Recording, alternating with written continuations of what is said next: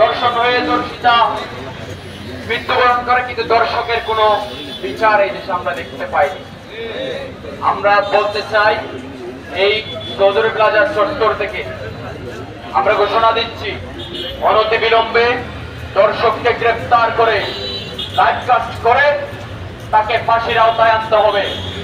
ফাঁসির আওতায় আনলে দর্শন কমে যাবে।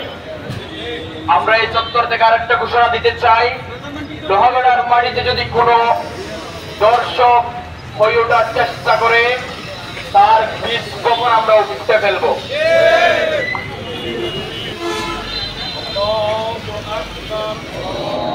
মাদারীপুরের সেই আসিয়া ধর্ষণ এবং নির্যাতনের শিকার হয়ে ঢাকায় ইন্তেকাল করেন।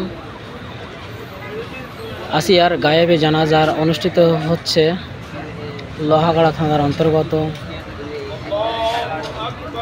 লোহাগাড়া চৌধুরী প্লাজার মাঠে। উক্ত গায়েবী জানাজা ইমামতি করছেন সাবেক ছাত্র শিবিরের কর্মী মোহাম্মদ বুরহান উদ্দিন।